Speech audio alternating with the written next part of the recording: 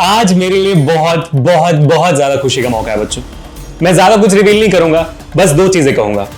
पहला, जिसका था आप सबको इंतजार, अब वो होने वाला है। दूसरा, ये जो हमारा प्यारा सा छोटा सा दमदार नीटेक्स चैनल है, वो अब सिर्फ फिजिक्स चैनल नहीं रह जाएगा, बल्कि एक्चुअली में एक नीट का चैनल बनेगा। समझ हो चुके हो गया आप? We are launching the Brahmastra for Neetex channel. Trishul launch होने वाला है मंडे को 7 बजे और लॉन्च होने वाले हैं मंडे 7 बजे। Do not miss it out. The link of the launch event is there in the description of this video. जाइए अभी के अभी रिमाइंडर सेट करिए ताकि ये मौका गवाना दे। Hey guys, hi, this is Abhishek, Master Teacher of Physics at Vedantu. कैसी चले बच्चों जिंदगी? कैसे हो मेरे शेरो शनियो? Welcome to a धमाकेदार session. And today's session is going to be truly important for all of you guys for your 12th board examination, JEE Mains, JEE Advanced and NEET. Extremely important session क्योंकि आज हम करने वाले हैं capacitors in series. आज हम करने वाले हैं कैपेसिटर्स इन सीरीज। इनका जो डेरिवेशन है प्यारा सा इनको डिराइव करेंगे, क्योंकि इसका जो डेरिवेशन है वो आपको आपके पीरियोडिक टेस्ट में, मिड टर्म्स में, प्री बोर्ड्स में, बोर्ड्स में आ सकता है। वैसे हम करेंगे कैपेसिटर्स इन पैरेलल, इन दोनों का डेरिवेशन समझेंगे, इनके पीछे का कॉन्सेप्ट समझेंगे और उसके साथ साथ इन दोनों से रिलेटेड हम प्रैक्टिस प्रॉब्लम्स करेंगे और आपके एनसीईआरटी में जो भी सवाल है इन दोनों से वो हम कंप्लीट करेंगे और करेंगे 4 PYQs from NEET, JEE, boards. बहुत मजेदार सवाल करेंगे हमारे तत्व बुक से, ठीक है? तो make sure that you are watching this video till the end, क्योंकि ये क्रूशियली इंपॉर्टेंट है। मैं आपको हमेशा ऑनेस्टली बोलता हूं, जिस दिन मैं बोलता हूं कि जो टॉपिक इंपॉर्टेंट नहीं, मैं आपको क्लियरली बोल देता हूं कि भाई नीट के लिए इंपॉर्टेंट नहीं है, बोर्ड्स के लिए है, दोनों के लिए इंपॉर्टेंट नहीं है, लेकिन फाउंडेशन के लिए है। जैसे हमारे इसके पहले के लेक्चर्स थे, इसके पहले हमने सीखा कि पैरेलल प्लेट कैपेसिटर का कैपेसिटेंस क्या होता है, इतने बढ़िया से सीखा हमने, वो इंपॉर्टेंट था। उसके पहले मैंने बोला था स्फेरिकल कैपेसिटर इतना इंपॉर्टेंट नहीं है, फिर मैंने बोला था कैपेसिटेंस के ऊपर डायरेक्ट सवाल नहीं आते लेकिन इंपॉर्टेंट है क्योंकि कॉन्सेप्ट समझना जरूरी है, बोर्ड्स में सवाल नहीं आते हैं, जेईई नीट में सवाल नहीं आते, मैंने बताया था आपको, है ना, ऑनेस्टली। वैसे आज मैं आपको बता रहा हूं कि ये जो टॉपिक है बहुत इंपॉर्टेंट है।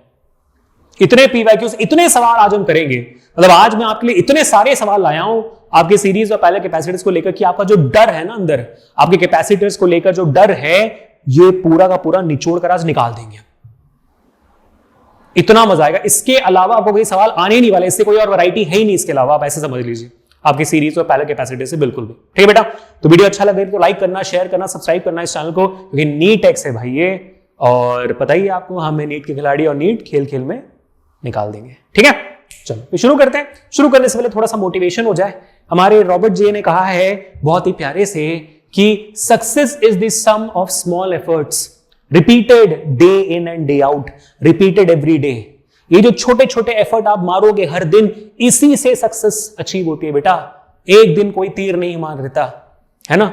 बहुत सारे बच्चे मुझसे पूछते हैं कि सर हमें पता है कि व्यूज कम आ रहे हैं इस चैनल पर, बट आप बहुत अच्छा पढ़ाते हैं। I understand, thank you so much for your appreciation बेटा। और मैं इतना ही कहना चाहता हूं इसके अगेंस्ट कि भाई मैं भी इस कोड को फॉलो करता हूं। मेरे एफर्ट एक ना एक दिन मुझे सक्सेस की तरफ ले जाएंगे, और मेरा सक्सेस व्यूज नहीं है, मेरा सक्सेस होगा जब इस चैनल को देखने वाला हर एक बच्चा बिना किसी कोचिंग के लिए पैसे खर्च किए सिर्फ इस यूट्यूब के थ्रू ऑल इंडिया रैंक लाएगा। बस वही है भाई, व्यूज कुछ तो आते जाते रहेंगे, है ना? चलिए फिर शुरू करते हैं, आज के सीधा मुद्दे पर आते हैं। और सबसे पहले कैपेसिटर्स इन सीरीज से होता है, ठीक है? Capacitors in series. कैपेसिटर्स आप इस क्लास में पहली बार सुन रहे हो, अपने पूरे एजुकेशन के लाइफ में पहली बार सुन रहे हो, लेकिन सीरीज एंड पैरेलल आपने पहले सुना हुआ है। क्लास 10th में आप जानते हो रेजिस्टर्स हमने देखा था, रेजिस्टेंस इन सीरीज हमने निकाला था R1 + R2 + R3।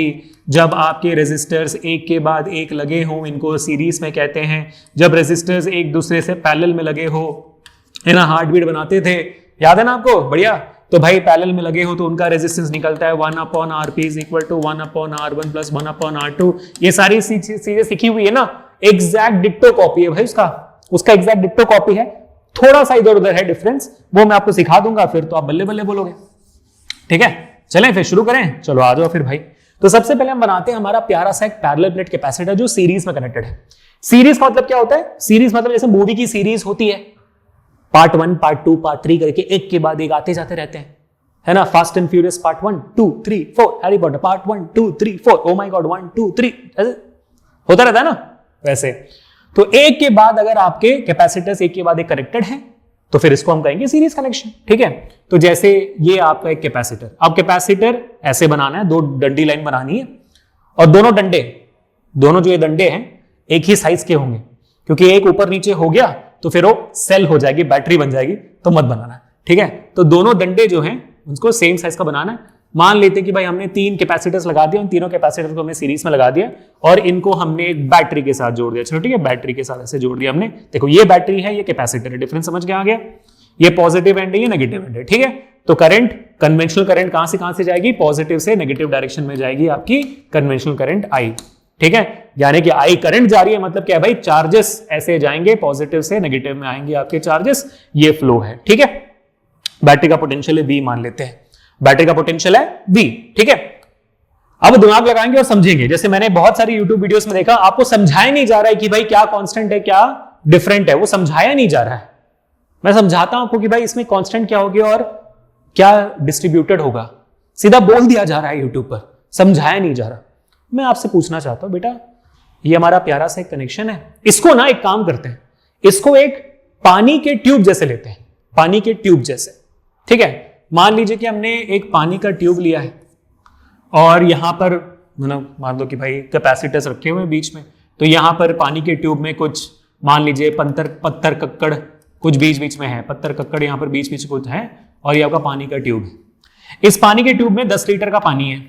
तो मेरा सवाल आपसे है कि भाई ये पत्थर जगह जिस एरिया में है उस एरिया से कितनी पानी निकलेगी? 10 लीटर अगर मैं डाल रहा हूं तो कितनी पानी उस पत्थर कक्कड़ वाले एरिया से निकलेगी? 10 लीटर ना, जितनी पानी जाएगी उतनी तो निकलेगी, एक ही तो ट्यूब है, 10 लीटर का 10 लीटर निकलेगा। तो यही दिमाग फिर अगर यहां पे लगाओगे, तो अगर आप यही दिमाग यहां पे लगाएंगे तो क्या समझ में आएगा? आपको समझ में आएगा कि भाई अगर Q चार्जेस, अगर अमाउंट ऑफ चार्ज Q है जो इस कैपेसिटर के अंदर आ रही है, तो इन तीनों कैपेसिटर के थ्रू एक ही वायर कनेक्टेड है, तो इन तीनों कैपेसिटर के थ्रू सेम चार्ज बाहर भी आएगी। जितनी चार्ज अंदर जा रही है उतनी ही चार्ज बाहर आएगी। चार्ज के पास कोई और रास्ता है तो नहीं कि कहीं और से निकल जाए। समझ में आ गई बात? तो यहां पर हमें यह बात समझनी है कि पॉइंट नंबर 1, एक सीरीज कनेक्शन में आपका चार्ज अक्रॉस अरे कितने एस लगाओगे अभिषेक सर? हाँ, अक्रॉस कैपेसिटर्स क्या होती है? कांस्टेंट होती है। क्या होती है? कांस्टेंट होती है, सेम होती है। बहुत बहुत इंपॉर्टेंट, प्लीज नोट डाउन कर दीजिए। चार्ज अक्रॉस कैपेसिटर्स यानी कि current across capacitors in series connection constant होती है। अगर आप सीरीज में मेरे साथ ध्यान दे दोगे ना यहां पर, फिर पैरेलल आपको पढ़ने की जरूरत नहीं पड़ेगी, क्योंकि पैरेलल इसका एग्जैक्ट ऑपोजिट होगा, ठीक है। एग्जैक्ट ऑपोजिट होगा तो पढ़ने की जरूरत नहीं पड़ेगी। तो ध्यान दो यहां पर, पूरा ध्यान दो, ठीक है। आपका टेंशन यहां पर होना चाहिए। तो Q across capacitors is constant, same. अब बात करते हैं पोटेंशियल की, अब बात करते हैं आपके पोटेंशियल डिफरेंस की। मान लीजिए ये हमारा कैपेसिटर नंबर 1 है, ये कैपेसिटर नंबर 2 है, ये कैपेसिटर नंबर T है, इसका कैपेसिटेंस C1 है, इसका कैपेसिटेंस C2 है, इसका कैपेसिटेंस C3 है, ठीक है। सबका कैपेसिटेंस ये है। अगर मुझे कैपेसिटर नंबर 1 के अक्रॉस वोल्टेज निकालनी है तो मैं कैसे निकालूंगा? मैं इसके अक्रॉस एक वोल्टमीटर ऐसे कनेक्ट करूंगा, V1 कनेक्ट कर दिया। अगर मैं 2 के साथ निकालना है तो V2 कनेक्ट करूंगा, 3 के साथ निकालना है तो V3 निकालूंगा, है ना। मैं वोल्ट मीटर अलग अलग पॉइंट्स में कनेक्ट करूंगा। तो ये मेरा पॉइंट नंबर 1 2 3 4 है ना, पॉइंट नंबर 1 2 3 4 अलग अलग, 2 3 पे लगाऊंगा C2 के लिए, 3 4 पे लगाऊंगा C3 के लिए। तो अलग अलग पॉइंट पे मैं वोल्ट मीटर लगाऊंगा, तब मुझे वोल्टेज मिलेगा और कैपेसिटर का, करेक्ट है ना। अब आप मुझे सोचकर बताओ, समझ कर बताओ कि क्या वो पोटेंशियल जो मैं 1 2 के अक्रॉस निकालूंगा, 2 3 के अक्रॉस निकालूंगा, 3 4 के अक्रॉस निकालूंगा, क्या वो मेरे बैटरी से इक्वल होगी? मेरी बैटरी का वोल्टेज है मान लो 30 वोल्ट, क्या ये मेरा वोल्टेज V1 V2 और V3 जो मैं निकालूंगा, ऐसे मान लो ये मैंने V2 निकाला, ठीक है, ऐसे कनेक्टेड है, मान लो मैंने यहां पर V3 लगा दिया, क्या V1 will be equal to V? Will V2 be equal to V? Will V3 be equal to V? No, it will not be equal to, correct. Clearly समझ में आ रहा है मैं यहां पर कि नहीं सर इक्वल तो नहीं हो सकता। हाँ, एक चीज इक्वल हो सकती है, अगर आप 1 के अक्रॉस और 4 के अक्रॉस एक बड़ा सा वायर निकालकर ऐसे वोल्ट मीटर लगा दो, तो पॉइंट 1 और 4 के अक्रॉस जो वोल्टेज होगी वही बैटरी से कनेक्टेड है ना, यही वायर बैटरी से कनेक्टेड है। तो यहां पर जो वोल्टेज निकलेगी 1 से लेकर 4 तक वो बैटरी से इक्वल होगी। है ना, वो बैटरी सी इक्वल होगी। यानी कि अगर मैं 1-2 को 2-3 से और 3-4 से ऐड कर दूं, यानी कि अगर मैं V1 को V2 से V3 से ऐड कर दूं, तब मेरा यहां पर ये टोटल वोल्टेज V बन जाता है, जो बैटरी की वोल्टेज है, जो मेरी बैटरी की वोल्टेज है। तो इससे क्या समझ में आता है? इससे हमें समझ में आता है कि आपका जो बैटरी का वोल्टेज है वो कैपेसिटर्स में डिस्ट्रीब्यूट हो जाता है, कांस्टेंट नहीं रहता, सेम नहीं रहता। सो वोल्टेज गेट्स डिस्ट्रीब्यूटेड और divided across capacitors in a series connection. अब एक सवाल ऑफ कोर्स आपके दिमाग में आएगा, सर ये जो कैपेसिटर्स में डिवाइड होती है, डिस्ट्रीब्यूट होती है, ये इक्वली डिवाइड होती है? यानी कि 30 वोल्ट का है, तीनों कैपेसिटर्स में 10-10 वोल्ट डिवाइड हो जाएगी? जरूरी नहीं है। अगर ये तीनों के तीनों कैपेसिटेंस सेम है, अगर C1 is equal to C2 equal to C3, अगर कैपेसिटर्स की वैल्यू सेम है कैपेसिटेंस में, तो वोल्टेज भी इक्वली डिवाइड होगी। जैसे रेजिस्टर्स में होती थी वैसे इक्वली डिवाइड होगी। लेकिन मान लो C1 20 फैरेड है, ये 10 फैरेड है, ये 5 फैरेड है, तो फिर वोल्टेज भी अलग अलग तरीके से डिवाइड होगी। ठीक है, तो यानी कि आपका जो V1 is to V2 is to V3 का जो रेशियो बनेगा, ये जो डिवाइड होने का रेशियो बनेगा, वो डिपेंड करेगा आपके C1 पे, C2 पे, C3 पे डिपेंड करेगा। तो आपका ratio of voltage division depends upon the capacitance. ठीक है, ratio of voltage division depends upon capacitance. समझ आ गई बेटा? लेकिन अब यहां पर एक छोटी सी बात यह है कि आपको यह भी समझना है कि भाई V का फॉर्मूला क्या होता है। यहां पर V का फॉर्मूला क्या आएगा भाई? C होती है Q अपॉन V, तो V क्या होगी? V होगी Q अपॉन C। यानी कि जो आपका C है, जो आपका V है, वो C के रेशियो में डिवाइड नहीं होगा, वो 1/C1, 1/C2, 1/C3 के बेसिस में डिवाइड होगा। ठीक है, क्योंकि V इक्वल टू Q/C है ना, इसलिए। समझे? तो 1/C1, 1/C2, 1/C3 के टर्म्स पे डिवाइड होगा, वो सीधा C1, C2, C3 के टर्म्स पे डिवाइड नहीं होगा। But the ratio of V division depends upon capacitance. ये तो समझ में आ गया आपको, कैपेसिटेंस पे डिपेंड करता है। ज्यादा कैपेसिटेंस तो कम कैपेसिटेंस तो ज्यादा वोल्टेज तो कम कैपेसिटेंस। ये समझ में आ गया आपको? Inversely proportional. यानी अगर 20 फैरेड का यहां पर कैपेसिटेंस है, तो यहां पर सबसे कम वोल्टेज होगी। अगर ये 10 कैपेसिटेंस का फैरेड है, तो भाई 20 से ज्यादा वोल्टेज यहां पर होगी। यहां पर 5 फैरेड का कैपेसिटेंस, तो सबसे ज्यादा वोल्टेज C3 पे जाएगा, सबसे ज्यादा वोल्टेज C3 पे जाएगा। फिर क्योंकि वहां पर वोल्टेज सबसे कम है, कैपेसिटेंस सबसे कम है, तो वोल्टेज वहां पर ज्यादा जाएगा। तो ये रेशियो आपको डिवाइड रखना है। ठीक है, मैं दोबारा समझाने की कोशिश करता हूं आपको। अगर आपके पास 10 फैरेड का, 20 फैरेड का और 5 फैरेड का कैपेसिटर है, तो सबसे ज्यादा वोल्टेज 5 फैरेड को जाएगा, सबसे कम वोल्टेज 20 फैरेड को जाएगा, क्योंकि जो डिवीजन है वो इनवर्सली प्रोपोर्शनल है। डिवीजन इनवर्सली प्रोपोर्शनल है, ये याद रखना है। ठीक है बेटा, समझ में आ गया? ठीक है, बहुत बहुत इंपॉर्टेंट। चलो, अब क्या बच गया? अब तो बात खत्म, अब तो कहानी खत्म है। क्यों खत्म है? क्योंकि हमें पता है ये इक्वेशन क्या भाई, हमारा इक्वेशन कहता है, ये डेरिवेशन कर लो, 1.5 मार्क्स का आता है आपको। V1 plus V2 plus V3 is equal to voltage, total voltage of the battery, total voltage, और I can say equivalent voltage of the battery. और V1 का फॉर्मूला क्या है? V1 का फॉर्मूला भाई Q/C1, चार्ज तो सेम है ना, Q/C2 प्लस Q/C3, सब जगह चार्ज तो सेम ही है। हमारा फॉर्मूला यहां पर निकाल दिया हमने। ठीक है, is equal to Q upon C equivalent, total capacitance. Voltage equivalent है तो कैपेसिटेंस भी इक्विवेलेंट, टोटल कैपेसिटेंस। इक्विवेलेंट का मतलब होता है total capacitance, net capacitance, equivalent capacitance, सब एक ही चीज होती है। ठीक है, इसमें चार्ज सारे सेम है, तो सारे चार्ज कट जाएंगे। कटने के बाद बचेगा क्या? 1/C equivalent is equal to 1/C1 plus 1/C2 plus 1/C3। Please note down कर दीजिए बेटा, यह है आपका final formula for series connection. Equivalent resistance अगर मुझे सीरीज कनेक्शन के लिए निकालना है, तो मुझे उसका रेसिप्रोकल करके ऐड करना पड़ेगा। ये थोड़ा सा शायद आपके लिए शॉकर होगा। क्यों होगा शॉकर? क्योंकि रेजिस्टेंस के मामले में आप सीरीज कनेक्शन में सीधा ऐड करते थे, 10, 20 और 30 ओम सीरीज में रहते, सीधा ऐड कर दो। यहां उसका उल्टा होता है, कैपेसिटर्स में सीरीज में रेसिप्रोकल करना पड़ता है, पैरेलल कनेक्शन वाला सिस्टम अपनाना पड़ता है।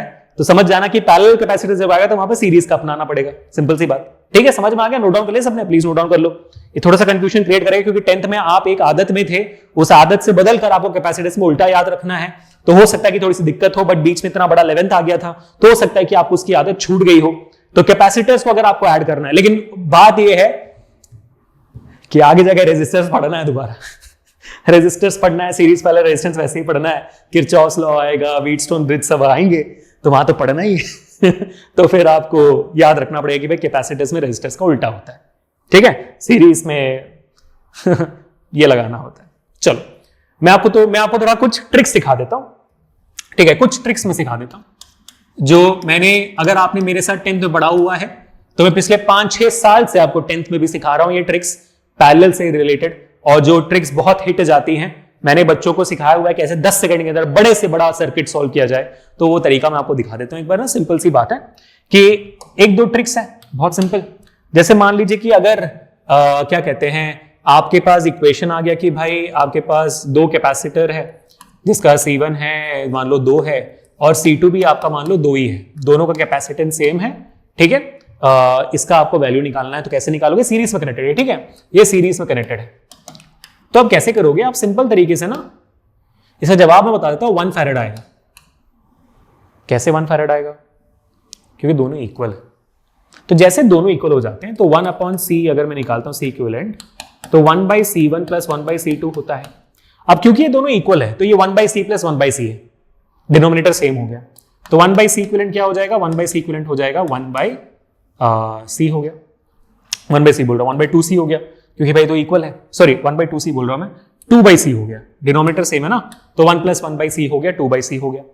तो C इक्विवेलेंट कितना हो जाएगा? C इक्विवेलेंट हो जाएगा C/2, यानी कि आपके कैपेसिटेंस का आधा कर दोगे तो आपको फाइनल कैपेसिटेंस मिल जाएगी। इसको नोट डाउन कर लीजिए। यानी कि जब भी आपका कैपेसिटेंस सेम होगा सीरीज कनेक्शन में और दो हैं आपके तो उसको डिवाइड बाय 2 कर देना। 2 फैरेड तो आधा कर दो, 1 फैरेड हो जाएगा। 10 फैरेड है तो 5 फैरेड हो जाएगी कैपेसिटेंस। 20 फैरेड है 10 हो जाएगी। 50 है तो 25 हो जाएगी। 100 है तो 50 हो जाएगा। 200 है तो 100 हो जाएगी। 1 मिलियन है तो फिर आधा मिलियन हो जाएगा, हमेशा आधा हो जाएगा। ठीक है, अब आपके दिमाग में सवाल हो सकता है sir what if there are 3 resistors, 3 capacitors और लेकिन सबकी वैल्यू सेम है? तो फिर यहां पर C/3 आ जाएगा, यहां पर C/3 आ जाएगी। तो फिर आप डिवाइड कर देना, तो आप 3 है तो 2 है तो 6/3 हो जाएगा, सॉरी 2/3 हो जाएगा। बात खत्म, 2/3 हो जाएगा। 10 है 10/3 हो जाएगी। 50 है 50/3 हो जाएगा। 4 रेजिस्टर सबकी वैल्यू सेम है, C/4 हो जाएगा। 5 रेजिस्टर C/5 हो जाएगा। 6 रेजिस्टर 6 कैपेसिटर्स C/6 हो जाएगा। तो जितने कैपेसिटर्स बढ़ते जाएंगे उतना आप आधा करते जाना उससे, अगर वैल्यू सेम है तो। ठीक है, if C is same, if C is same then. ठीक है, पहला ट्रिक समझ में आ गया। दूसरा बहुत सिंपल है, फॉर्मूला बेस्ड है। अगर आपके पास 2 कैपेसिटर्स दिए हुए हैं और दोनों अनइक्वल हैं तो हमेशा आपको 1/c करके निकालने की जरूरत नहीं है। 1/c इक्विवेलेंट जो है is equal to 1/c1 + 1/c2 होता है। ठीक है, तो 1/c इक्विवेलेंट क्या होगा? 1/c इक्विवेलेंट आपके लिए इसको मैं क्रॉस मल्टीप्लाई कर देता हूं, C1 + C2 upon C1 × C2 होता है। ठीक है, इसको रेसिप्रोकेट कर दीजिए तो C equivalent is equal to C1 C2 upon C1 + C2। ये आप डायरेक्ट ये फॉर्मूला पे अप्लाई कर सकते हो ताकि आपको रेसिप्रोकेट करके सॉल्व करने की जरूरत ना पड़े। अगर आपको 2 और 3 दिया हुआ है तो 2 × 3 6 डिवाइडेड बाय 2 + 3 5, तो 6/5 आपका जवाब बन जाता है सीधा ना। तो आपको फिर ज्यादा करने की जरूरत नहीं है। तो remember that C equivalent is equal to C1 C2 upon C1 + C2। ठीक है, ये भी आप याद रख सकते हो। अगर आपके पास 2 है, 3 हो जाएगा तो फिर थोड़ा सा इक्वेशन लंबा हो जाएगा। यहां पर आपके लिए यहां पर C1 C2 × C3 हो जाएगा, लेकिन नीचे फिर आपके लिए जवाब है C1 + C2 + C2 × C3 + C1 × C3, वो वाला केस बन जाएगा। तो लंबा बन जाएगा वो, बट ज्यादातर आपको आपके सिलेबस में 2 कैपेसिटर्स के आते हैं। बट मैंने तो आज जो भी सवाल निकाले सब 3 कैपेसिटर्स वाले निकाले हैं, आज तो फोड़ना है। ठीक है बेटा, तो सीरीज खत्म हो गया। पैरेलल में इतना वक्त बिल्कुल नहीं बिताएंगे, पैरेलल में सीरीज का एग्जैक्ट ऑपोजिट होगा। ठीक है, एक बार जल्दी से मैं रिवाइज करवा देता हूं आपको, ध्यान से सुनना। तो भाई आपके सीरीज कैपेसिटर्स में आपको पता है कि भाई चार्जेस सेम रहेंगे अक्रॉस ऑल द रेजिस्टर्स, क्योंकि एक ही वायर है। वायर बटेगी तब तो चार्जेस बटेंगे, वरना एक ही वायर है तो एक ही चार्ज निकलेगी। सब तरह से चार्ज कांस्टेंट रहेगी। आपका वोल्टेज बढ़ जाता है और वोल्टेज जो डिस्ट्रीब्यूट होता है वो डिपेंड करता है 1/C1 पे, यानी कि सबसे ज्यादा जो कैपेसिटेंस है उसके पास सबसे कम वोल्टेज होगा। और सारे वोल्टेजेस को ऐड करेंगे अक्रॉस द कैपेसिटर्स तो आपको टोटल वोल्टेज मिल जाएगी, that is V1 + V2 + V3 is equal to E equivalent. Value डाला, फॉर्मूला डाला तो आपका फाइनल सीरीज कैपेसिटर्स का वैल्यू बन गया 1/C equivalent is equal to 1/C1 + 1/C2 + 1/C3। अब दे देना, देन क्वेश्चन सॉल्व करेंगे। नोट डाउन कर लीजिए एक बार जल्दी से एक बार नोट डाउन कर लीजिए। हम थोड़ा सा पानी पी लेते हैं,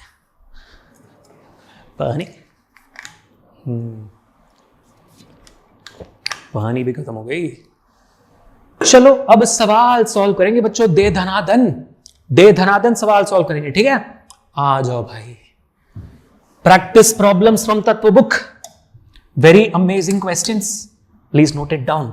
If two capacitors of capacity 2 × 10⁻⁶ farad and 6 × 10⁻⁶ farad are put in series, the effective capacitance of the system in microfarad is। तो भाई माइक्रोफैरड 10/6 माइक्रो ही होता है, बस वो बेकार का डराने के लिए बोल दिया। जैसे आप पढ़ोगे आपको लगेगा अरे 10⁻⁶ साथ क्या करेंगे, रेसिप्रोकल साथ कैसे करेंगे, अरे जवाब ही माइक्रोफैरड में पूछा है ना, तो वो भी माइक्रोफैरड होता है। 10⁻⁶ फैरड माइक्रोफैरड होता है, 2 माइक्रोफैरड एंड 6 माइक्रोफैरड है।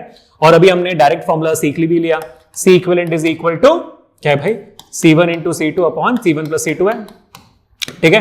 सो 2 × 6 अपॉन 2 + 6 तो यानी कि 12/8, तो 4 3/2 1.5 माइक्रोफैरड 3/2 है, 3/2 है, ऑप्शन बी बेटा। प्रैक्टिस प्रॉब्लम्स, ठीक है, सिंपल। कॉन्फिडेंस आ जाना चाहिए इससे बेटा, कॉन्फिडेंस आ जाना चाहिए। 1/C1 + 1/C2 भी करोगे तो 1/2 + 1/6 होगा, 1/2 + 1/6 करने के बाद आप सेम चीज करोगे, 6 + 2 / 6 × 2 है ना, तो 6 + 2 8 होता है, 8/12 हो गया, रेसिप्रोकेट करोगे तो 12/8 हो गया, 12/8 आपके लिए सेम 3/2 1.5 आ जाएगी, सेम वैल्यू बनेगी आपके लिए, ठीक है। इजी क्वेश्चन, ठीक है। Let's move on forward. Confidence बढ़ाना, मैंने आज इतने प्रॉब्लम्स इसलिए रखे हुए हैं इस पूरे सेशन में कि आपका कॉन्फिडेंस धीरे धीरे बढ़ता जाए। तो अभी हमने एक स्ट्रेट फॉरवर्ड सवाल कर दिया जहां पर सिर्फ कैपेसिटेंस निकालनी थी, निकाल दिए। चलो अब आगे बढ़ते हैं, थोड़ा सा डिफिकल्टी बढ़ाते जाएंगे। ये हमारा एनसीईआरटी का सवाल है, क्वेश्चन नंबर 2.6 आप देख सकते हो, बहुत ही प्यारा सवाल है, इसको नोट डाउन करना, काफी अच्छा सवाल है। आप अपने 12th के एग्जामिनेशंस में जो आपके स्कूल में हो रही है, बोर्ड्स में हो रही है, प्री बोर्ड्स में आएगी, वो इसमें इसको एक्सपेक्ट कर सकते हो, कॉमन सवाल है बहुत बोर्ड्स का, ठीक है। 3 capacitors each of capacitance 9 picofarad connected in series. तीनों कैपेसिटेंस इक्वल है बेटा, ठीक है, तीनों कैपेसिटेंस इक्वल है, 9 9 9, ठीक है, सबके ऊपर 9 9 9 पिकोफैरड है, ठीक है। पिको मतलब बताया था मैंने 10⁻12 होता है, याद रखिएगा। What is the total capacitance of the combination? Equal capacitance हमने बताया था क्या भाई, C/3 कर देना, तो जवाब आना चाहिए 3 आना चाहिए, बट फिर भी इसको हम सॉल्व कर लेते हैं आपके संतुष्टि के लिए। तो C equivalent 1/C equivalent will be equal to 1/C1 + 1/C2 + 1/C3। So 1/C equivalent is equal to 1/9 + 1/9 + 1/9, तो आंसर आएगा 3/9, 3/9 आ गया, तो जवाब हो जाएगी 1/3, ठीक है। सो ये C equivalent is equal to, alter reciprocal करना है तो 3 फैरड बन जाता है, 3 पिकोफैरड आपका जवाब बन जाता है, ठीक है। अब देखो एंड में ना रेसिप्रोकेट करना मत भूल जाना, आपको जो जवाब आ रहा है वो 1 में आ रहा है, रेसिप्रोकेट करना मत भूल जाना। आपको 1/C इक्विवेलेंट नहीं निकालनी है, आपको C इक्विवेलेंट निकालना है, तो C equivalent is equal to 3 picofarad, perfect है। और ये मैंने पहले बता दिया था, कुछ शॉर्टकट ट्रिक मैंने दे दिया था आपको, C/3 कर देना, वैल्यू तो सेम है, तीनों कैपेसिटर्स की वैल्यू सेम है ना, तो C/3 कर देना। ये मैंने आपको बताया था, बहुत वक्त बचेगा, तो आगे से हम सीधा मेरा ट्रिक अपनाएंगे, ये लंबा चीजा नहीं करेंगे हम, ठीक है। तो वैल्यू आ गई आपकी एक, वैल्यू आपकी आ गई एक, ठीक है। तो हमने इन तीनों को कंबाइन करके एक सिंगल कैपेसिटर बना दिया है जिसकी वैल्यू है 3 पिकोफैरड, ठीक, कंबाइन कर लिया हमने इसको, तीनों कंबाइन करके इक्विवेलेंट कैपेसिटर बना दिया हमने। मतलब यही होता है कि इसका हम एक इक्विवेलेंट कैसे बनाएंगे, ऐसे बनाएंगे, ठीक है। अब दूसरा, ये था आपका ए पार्ट, अब हम करेंगे बी पार्ट। क्या है B part? What is the potential difference across each capacitor if the combination is connected to a 120 volt supply. अब देखिए सवाल बहुत इजी है, क्योंकि यहां पर जो कैपेसिटेंस लगी हुई है वो सब इक्वल है, तो यानी कि इक्वली बढ़ जानी चाहिए आपकी वोल्टेज। तो दिमाग कहता है कि 120 वोल्ट को 3 पार्ट्स में इक्वली बांटेंगे तो 40 वोल्ट होता है। कितना होता है? 40 वोल्ट होते हैं, क्योंकि 40 × 3 120 वोल्ट होती है, तो 40 आनी चाहिए, ठीक है। ये कॉमन सेंस कहता है, दिमाग कहता है। अब देखते हैं हमारा दिल क्या कहता है। दिल क्या करे जब किसी से, क्या करे, निकालेंगे भी यार।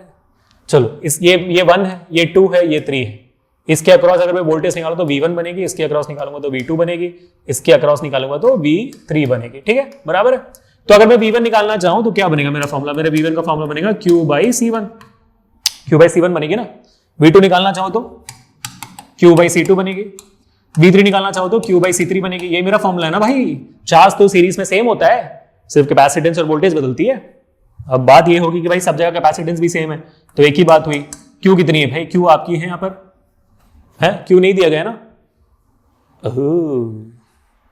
Q निकालना पड़ेगा बच्चों, Q तो दिया नहीं है, कैसे निकालोगे? अबे जब निकाल दे, इक्विवेलेंट कैपेसिटेंस निकाल दिया है ना। C equivalent is equal to, C क्या होती है भाई, Q/V होती है ना C, तो Q equivalent upon V equivalent हो गई, total charge upon V equivalent.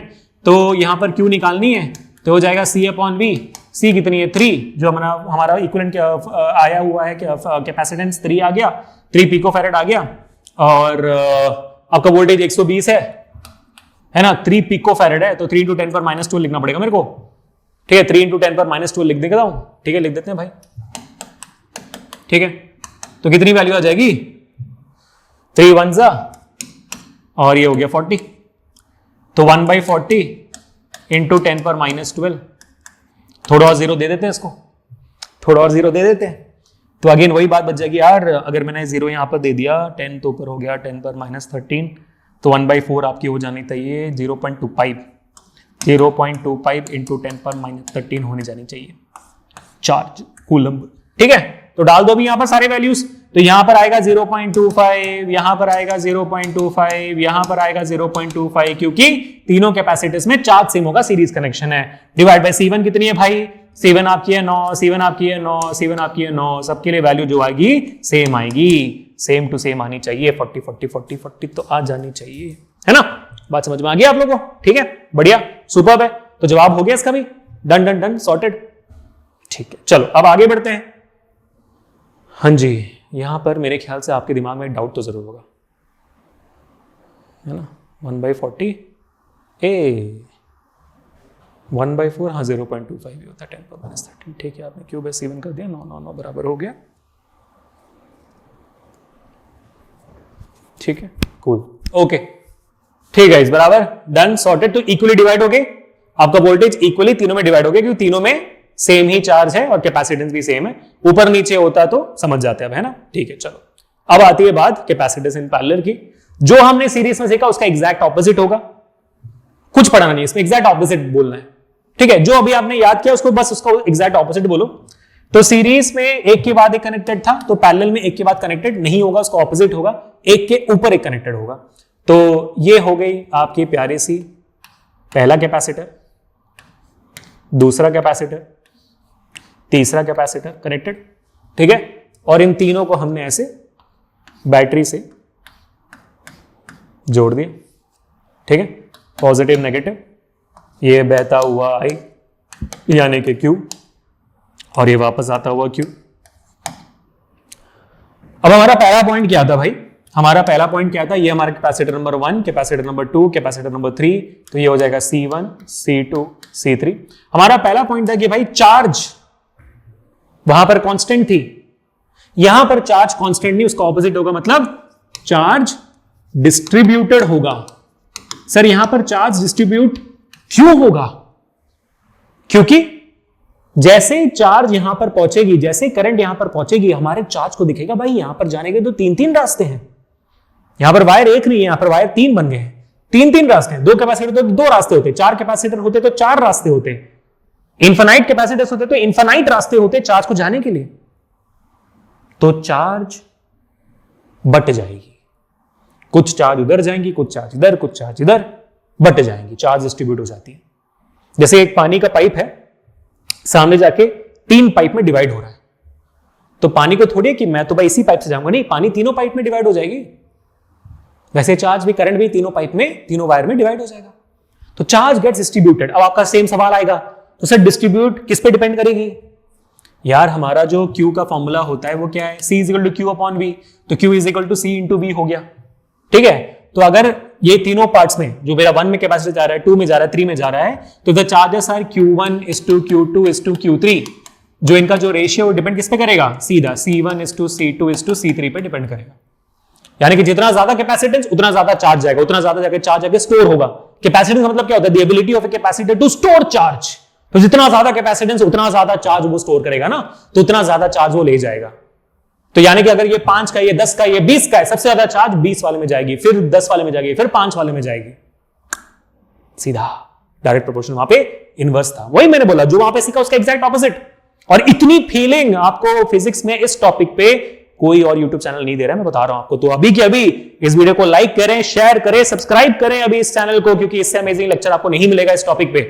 ठीक है बेटा, समझ में आ गई बात? चलो एक और खुशखबरी देता हूं मैं आप लोगों के लिए। मैंने आपके पीरियोडिक टेस्ट सीरीज के लिए, मिड टर्म्स के लिए 5 टेस्ट पेपर्स बना के रखे हैं, फिजिक्स के, केमिस्ट्री के, बायो के, मैथमेटिक्स के। जो बच्चे पीसीएमबी लेकर पढ़ रहे हैं उनके लिए भी, जेई भी जो बच्चे देख रहे हैं उनके लिए भी। तो वो test papers with detail solution with step marking description में पूरा फ्री है, जाओ ले जाओ, कुछ नहीं करना, ले जाओ जाकर। ठीक है, ये हो गया आपकी बात। अब इसके बाद फिर हमने क्या सीखा? इसके बाद हमने सीखा कि भाई सर वहां पर वोल्टेज डिस्ट्रीब्यूटेड था, यहां पर तो वोल्टेज कांस्टेंट हो जाएगा। क्यों कांस्टेंट हो जाएगा? अगर मुझे C1 के अक्रॉस निकालनी है वोल्टेज, तो मैं यहां पर लगाऊंगा V, जो जुड़ी हुई एसी वायर से, जुड़ी हुई है एसी वायर से। अगर V2 निकालना है तो मैं अक्रॉस, इसके अक्रॉस निकालूंगा, वो भी इसी वायर से जुड़ी हुई है, जो बैटरी से जुड़ी है। V3 निकालना है तो फिर इसी वायर से, इस पॉइंट पे लगाऊंगा, जो भी मेरे इसी पॉइंट पे मेरे को सारा का सारा V मिल जाएगा, which is equivalent to the voltage across the battery. तो यहां पर वोल्टेज डिस्ट्रीब्यूट नहीं हो रहा, क्योंकि पॉइंट कॉमन पॉइंट है। जो दो पॉइंट है, point number A, point number B, voltage के जो कॉमन पॉइंट है वो दोनों के दोनों, तीनों चीजों के लिए सेम है। अगर इनफाइनाइट कैपेसिटर्स होते पैरेलल में तो तीनों के लिए सेम होते पॉइंट्स, इनफाइनाइट कैपेसिटर्स के लिए सेम होते पॉइंट। यही दो पॉइंट पे सारे कैपेसिटर जुड़े होते हैं, क्योंकि कैपेसिटर्स आपके पैरेलल कनेक्शन में दो ही सेम पॉइंट से जुड़े हुए होते हैं। उन्हीं दो पॉइंट से अक्रॉस वोल्टेज निकाला जाता है, और इसलिए वैल्यू भी सारे कैपेसिटर्स की वोल्टेज की सेम आती है। तो योर वोल्टेज रिमेन्स कांस्टेंट। बात खत्म हो गई गाइस। तो सर अब याद कैसे रखें कि कहां पर क्या डिवाइड होते हैं और कहां पे नहीं? ये मैं एक्चुअली 10th में पढ़ाता हूं, जिन्होंने मेरा 10th के लेक्चर्स देखा हुआ है जानते हैं। रजिस्टर्स के मामले में पढ़ाता हूं, यहां पर भी आपको पढ़ाता हूं मैं, ध्यान से देख लेना। इसको याद रखना है आपको, पी.वी. सिंधु, इन अमेजिंग खिलाड़ी के बारे में तो आपने सुना ही होगा। ठीक है, ये है हमारा ट्रिक टू रिमेंबर। ठीक है बेटा, ये यूट्यूब पर कहीं और नहीं मिलेगा आपको, पहले बता रहा हूं। पी.वी. सिंधु जी अगर आप याद रखोगे, इस अमेजिंग खिलाड़ी का नाम याद रखोगे, तो फिर आपको यह भी याद रहेगा कि कैपेसिटर्स के सीरीज में क्या बढ़ता है और पैरेलल में क्या बढ़ता है। ध्यान देना थोड़ा बेटा। पैरेलल में वोल्टेज कांस्टेंट होती है, पैरेलल में P स्टैंड्स फॉर पैरेलल, में वोल्टेज कांस्टेंट होती है, और आपके सीरीज में चार्ज यानी के करंट कांस्टेंट होती है। I स्टैंड्स फॉर करंट है ना, करंट कांस्टेंट होती है। तो पी.वी. सिंधु जी का नाम याद रखोगे आप तो याद रहेगा। ठीक है, कैसा लगा? मजा आया? पूरा नोट्स का लिंक भी डिस्क्रिप्शन में है, सारे नोट्स आपको वहां पे मिलेंगे, लिंक डिस्क्रिप्शन में है, जाओ एंजॉय करो, मजे करो, पार्टी करो, पार्टी। ठीक है बेटा, बढ़िया। मतलब अब तक के जो भी नोट्स हमने बनाए हुए सारे के सारे लिंक डिस्क्रिप्शन में, सारे के साथ साथ आपका जो पूरा अभी तक हमने पढ़ाई की हुई है ना, सारे लेक्चर्स के लिंक, प्लेलिस्ट का लिंक भी डिस्क्रिप्शन में है। बट डिस्क्रिप्शन भरा पड़ा है अच्छे अच्छे चीजों से, देखो अच्छे से, देख लिया, मजा आ गया? ठीक है भाई, याद कर लिया? हाँ सर, तो इसका डेरिवेशन कैसे करवा? डेरिवेशन भी करवा दीजिए, मजा आ जाएगा। फिर कुछ और बस तो नहीं गया भाई? वोल्टेज रिमेन्स कांस्टेंट, एक बार सीरीज देख लेते हैं, कुछ बच गया तो वहां पे। हाँ जी, कुछ बचा बचा बचा बचा बचा नहीं नहीं नहीं बचा, नहीं बचा। ठीक है, हाँ एक चीज बच गई कि आपका ये जो चार्ज है जो बट जाता है ना, Q गेट्स डिस्ट्रीब्यूटेड, तो यानी कि आपका जो चार्ज है वो Q1, Q2 और Q3 में बढ़ जाएगा। उन सबका जो टोटल होगा वो आपका होगा टोटल चार्ज इक्विवेलेंट, जो बैटरी से निकल रहा है। ठीक है, जो बैटरी से आपका निकल रहा है वो चार्ज। ठीक है, and what is Q? Q is C into B, तो यानी कि C1 into B plus C2 into B plus C3 into B is equal to CV। Voltage सब जगह कांस्टेंट, बैटरी का वोल्टेज सब जगह कांस्टेंट, वी कट जाता है, बच जाता है C1 plus C2 plus C3 is equal to C equivalent. यानी कि जैसे हमने देखा था एग्जैक्टली वैसे हो रही है। यहां पर रेजिस्टेंस का एग्जैक्ट उल्टा केस हो गया है। पैरेलल कनेक्शन में डायरेक्ट एडिशन होगी C1 plus C2 plus C3। And trust me guys, मैं आपको बता देता हूं दोबारा कि भाई इसमें मैं खुद कंफ्यूज हो जाता हूं। कभी कभी मैं सीरीज में जोड़ देता हूं सीधा, नहीं जोड़ना है, याद रखेगा इसको सेपरेटली, अच्छे से याद रखेगा कि सीरीज कैपेसिटर्स में पैरेलल कनेक्शन का फॉर्मूला इस्तेमाल होगा 1/C1 plus 1/C2। Parallel connection में कैपेसिटेंस का सीधा ऐड होगा। याद तो रखिए, जितना आप क्वेश्चंस प्रैक्टिस करोगे उतना अच्छे से हो जाएगा। ठीक है, चलो नोट डाउन कर लीजिए, फिर हम इसके ऊपर न्यूमेरिकल्स करना शुरू करते हैं। आ जाओ जल्दी, हो गया बस, आज की थियोरी हो गई। अब दे देना अदर न्यूमेरिकल्स। अमेजिंग प्रॉब्लम्स, ठीक है, अमेजिंग प्रॉब्लम्स। बोर्ड्स वाले जो बच्चे पढ़ रहे हैं, सिर्फ बोर्ड्स के लिए पढ़ाई कर रहे हो, सिर्फ जेई के लिए पढ़ाई कर रहे हो, अगर सिर्फ बोर्ड्स के लिए पढ़ाई कर रहे हो तो भाई जब हमारे पीवाईक्यू शुरू हो जाएंगे, जो अभी हम एंड में करेंगे, उसके पहले आप वीडियो बंद कर सकते हो। जो बच्चे पूरा पीवाईक्यूज भी देखना चाहते हो एंड तक देखिए वीडियो को। ठीक है, अच्छा लग रहा है तो लाइक करें, शेयर करें, सब्सक्राइब करें। चलिए आगे बढ़ते हैं और शुरू करते हैं हमारा प्यारा सा प्रैक्टिस प्रॉब्लम तत्व बुक से। 3 conductors of capacitors 3 microfarad, 4 microfarad and 5 microfarad respectively connected in parallel. What is the total capacity? सीधा ऐड करना है आपको, कुछ नहीं सोचना है। C equivalent is equal to C1 plus C2 plus C3। सीधा ऐड करना है, सीधा ऐड करते हो तो 3 plus 4 plus 5 is 12। ठीक है, 12 माइक्रोफैरड। बात खत्म हो गया, 12 microfarad. Very easy question, done, sorted. Practice करना है, ऐसे इजी सवालों से शुरू करते हैं और हार्ड तक ले जाते हैं हम, है ना। 2.7 आपके एनसीईआरटी का एक्सरसाइज का 2.7। कुछ बच्चे मुझसे पूछ रहे थे कि सर आप एनसीईआरटी का सवाल करवाते हो क्या? मैंने बताया था बच्चों को कि बच्चों मैं हर सेशन में टॉपिक से रिलेटेड एनसीईआरटी सवाल है अगर एनसीईआरटी में तो मैं करवा देता हूं, एक्सरसाइज का हो या एग्जांपल का हो। लेकिन अगर आप लोगों को एक सेपरेट सेशन चाहिए एनसीईआरटी सॉल्यूशन का तो मुझे बता देना, हर चैप्टर का मैं एनसीईआरटी सॉल्यूशन भी बना लूंगा आप लोगों के लिए, ठीक है, क्योंकि स्कूल में काम आ जाएगा। चलो, 3 capacitors of capacitance 2, 3, 4 are connected in parallel. What is the total capacitance? Again same बात, total capacitance would be equal to, आपने पैरेलल को बनाया, कंबाइन कर लिया, जोड़ दिया, 2 plus 3 plus 4, 2 plus 3 5, 5 plus 4 9 पिकोफैरड आपकी वैल्यू हो गई। ठीक है, 9 पिकोफैरड वैल्यू हो गई। चलो, determine the charge on each capacitor if the combination is connected to 100 volt supply. ठीक है, तो यानी कि अगर मैं डायग्राम बना दूं, अगर मैं यहां पे डायग्राम बना देता हूं प्यारा सा, ये आपके पास 3 कैपेसिटर्स हैं, 2 3 कैपेसिटर्स हैं, ये है 2, ये है 3, ये है 9, सॉरी ये 2 है, 3 और ये 4। ठीक है, और ये 100 वोल्ट की सप्लाई से कनेक्टेड है, 100 वोल्ट की सप्लाई से कनेक्टेड है। मेक श्योर क्लियर करना बेटा कि कैपेसिटर्स का डंडा एक जैसे रहो। ठीक है, आपको निकालना है Q1 Q2 Q3, यानी कि इसके अक्रॉस कितना चार्ज है, इसके अक्रॉस कितना चार्ज है, इसके अक्रॉस कितना चार्ज है। और देखो सारे वैल्यूज अलग अलग हैं तो सारे Qs के वैल्यू भी अलग अलग आएंगे। ठीक है, Q1 का वैल्यू क्या होगा मान लो, ठीक है, अगर आपको पूछे Q1 का वैल्यू कितनी होगी तो Q1 की फॉर्मूला होगी C1 into V। ठीक है, voltage will be equal to the battery voltage ना, टोटल वोल्टेज। वैसे Q2 कितनी होगी, Q2 will be equal to C into V2 and C1 into V, C2 into V and Q3 will be equal to C3 into V, है ना। Voltage सब जगह constant होती है पहले कनेक्शन में, पीवी सिंधु याद है आपको। ठीक है, तो यहां पर आपको वैल्यूज निकालनी है। तो C1 कितनी है, C1 अगर आपकी मान लिया 2 है भाई, तो 2 into वोल्टेज है 100, तो वैल्यू आपकी अगेन 2 पिकोफैरड है, तो 2 into 10 पर -12 ले लीजिए आप ताकि आपको सही जवाब आए, है ना। 2 into 10 पर -12 ले लीजिए, इंटू वोल्टेज 100 है, तो वैल्यू यहां पर जाती है 2 into 10 पर -10 कूलम।